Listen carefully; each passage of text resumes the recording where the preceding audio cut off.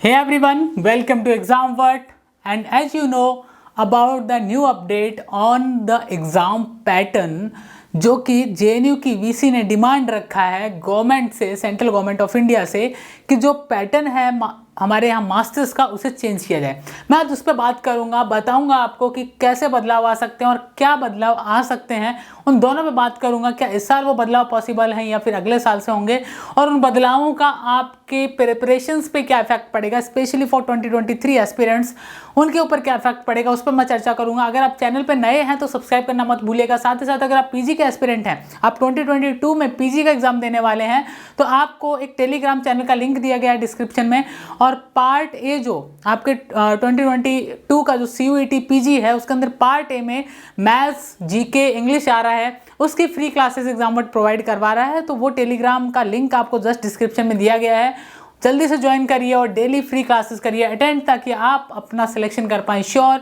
देश की किसी बेहतरीन यूनिवर्सिटी में। चलिए अब बिना रुके बात करते हैं सबसे इंपॉर्टेंट टॉपिक जिसके ऊपर ये पूरा वीडियो आधारित है, और वो टॉपिक है हमारा CUET या JNUEE। क्वेश्चन हमारा ये है कि CUET या JNUEE, ठीक है।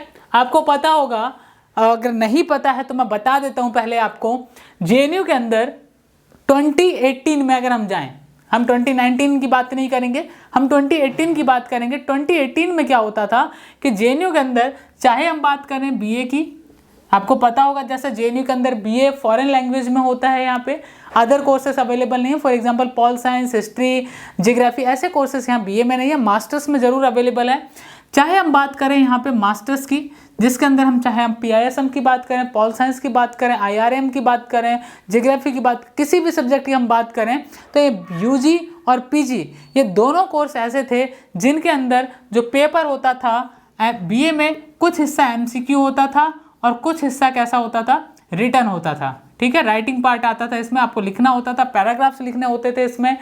दूसरा आपका MA का जो पैटर्न हुआ करता था, ये भी कैसा होता था, रिटर्न हुआ करता था, ठीक है। इसमें भी कैसे क्वेश्चंस होते थे, आपको क्वेश्चंस दिए होते थे और आंसर राइटिंग आपको करना होता था। अब बहस जो छिड़ी है वो छिड़ी है JNU VC के एक स्टेटमेंट से। JNU की VC जो है शांति श्री जी, उन्होंने एक स्टेटमेंट दिया और कहा कि हमने गवर्नमेंट से डिमांड रखी कि हमें जो पैटर्न है वो उसमें बदलाव चाहिए। बदलाव क्यों चाहिए? क्योंकि ह्यूमैनिटीज़ के जो स्टूडेंट्स हैं, खासकर अगर आप पेपर देखेंगे, खासकर पिछले 3 सालों का पेपर देखें, NTA 2019 की अगर मैं बात करूं तो 2019 में टोटली MCQ आ गया। यानी कि आप पेपर देने जाएं, आप पेपर की तैयारी करें, आपको पूरा पेपर जो है MCQ बेस देना पड़ेगा। इस MCQ में क्या, आपको 100 क्वेश्चन मिलते थे। 100 क्वेश्चंस में आपका जो भी कट ऑफ जाता था, हर क्वेश्चन एक मार्क्स का होता था, 1 मार्क्स, एंड टोटल फिर इसी के बेस पे आपकी कट ऑफ बनती थी, और यहाँ पे क्या होता था, नेगेटिव मार्किंग नहीं होती थी।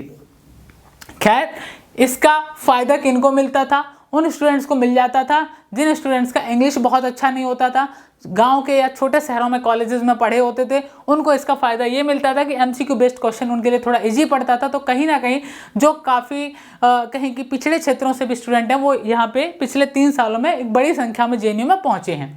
अब इसका क्या राजनीतिक प्रभाव है JNU पे, वो मैं नहीं जानता उतना अच्छे तरीके से, लेकिन इसका जो कहीं कि पिछड़े क्षेत्रों से स्टूडेंट्स का आने का जो इफेक्ट है वो ऑफकोर्स देखने को मिला कि नंबर ऑफ स्टूडेंट्स पिछड़े क्षेत्रों से ज़्यादा यहाँ पहुँचा। दूसरी आपको चीज़ बताता हूँ, यहाँ पे राइटिंग पार्ट जो होता था, अब राइटिंग पार्ट जो होता था, राइटिंग पार्ट को लेके JNU में जो छात्र संगठन हैं उनमें से कुछ विरोध में भी हैं इसके कि राइटिंग पार्ट वाला जो सिस्टम वो वापस नहीं आना चाहिए। लेकिन अगर हम बात करें 2022 की, तो 2022 में आपको पता है कि क्या चल रहा है, CUET चल रहा है। तो मैं आपको एक चीज़ क्लियर कर सकता हूँ गारंटी के साथ, CUET 2022 एज जैसा होने वाला है वैसा ही होगा। यहाँ आपको कोई चेंज देखने को नहीं मिलेगा, इंस्टेंट चेंज नहीं होगा। भले ही JNU की VC ने अपना डिमांड रखा है, गवर्नमेंट से बदलाव की मांग रखी है। आपको पता होगा कुछ दिन पहले JNU टीचर्स एसोसिएशन ने, JNUDA जो है, उसने ये डिमांड रखी थी कि पेपर खुद करवाइए या फिर अपने पैटर्न पे करवाइए, और उसी के कुछ दिनों बाद JNU VC का एक स्टेटमेंट आता है कि हम जो पैटर्न है खासकर मास्टर्स का, उस पर हमें बदलाव चाहिए, हम उस पैटर्न को फॉलो नहीं करना चाहते हैं जो कि अभी चल रहा है। शायद उन्हें एकेडमिक्स में कुछ वीकनेस दिखाई दे रही होगी, क्या उनका अपना कंसर्न है वो बात की बातें हैं, लेकिन अभी ये है हालात कि आप आपको करनी है तैयारी CUET 2022 की।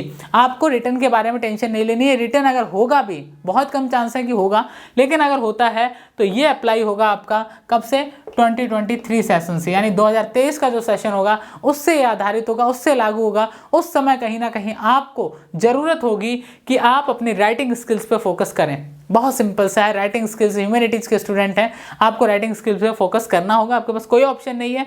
दूसरी चीज़, यहाँ पे मैं अपनी तरफ से क्यों कह रहा हूँ कि मुझे चांसेस कम लग रहे हैं, उसके पीछे रीज़न है। अब यहाँ पे NEP आया, न्यू एजुकेशन पॉलिसी आया।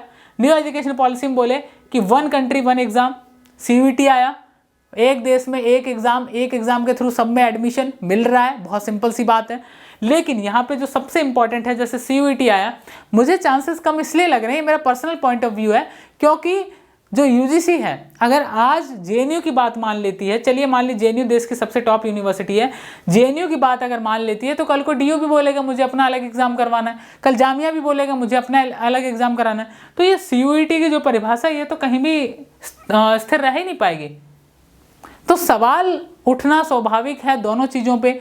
अब या तो JNU को वही बात है कि स्पेशल दर्जा दिया जाए, हाँ भाई ठीक है कि आपका मास्टर्स का हम कंसिडर करते हैं, लेकिन जब ये कंसिडर करेंगे तो ऑफकोर्स DU वाले भी उठाएंगे सवाल, क्योंकि यहाँ पे 2 फायदे उसके भी हैं। आप अपना एग्ज़ाम कंडक्ट करवा रहे हैं तो आपको एक आजकल पेपर, अगर आप फॉर्म कहीं भी फॉर्म फिल करिए, 600 से 700 रुपये फॉर्म फीस होती है, नॉर्मल फीस होती है 600-700 रुपये।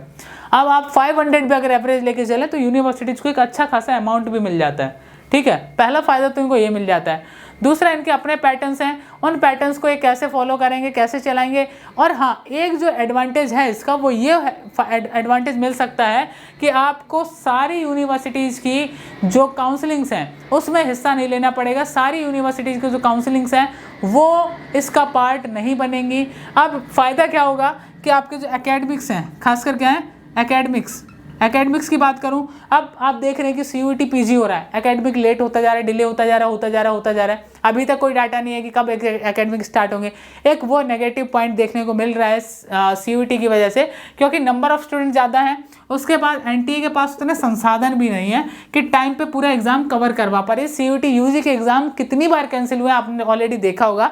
लेकिन यहाँ ये क्लियर है कि 2022 के एस्पिरेंट्स के लिए CUET ही होगा, इसके अलावा दूसरा एग्जाम नहीं होगा। अगर आप टेंशन ले रहे हैं कि उस स्टेटमेंट के बाद CUET PG पे कोई इफेक्ट पड़ेगा, CUET PG की जगह JNU अपना एग्जाम लेगा, ये असंभव है, ठीक है। ऑलरेडी डेट्स आ चुकी हैं, आप अपने इसी पैटर्न के थ्रू तैयारी करिए। अभी अगले साल जो आपके जूनियर्स हैं उनको एग्जाम देना पड़ सकता है अगर ऐसा हुआ, बाकी मुझे नहीं लगता कि ऐसा होगा, ठीक है। दूसरी चीज़ मैं फिर कहूँगा, if you are the aspirant of CUET PG and you are preparing for BHU and other universities, so आपको पता है कि उसमें आ रहा है पार्ट A।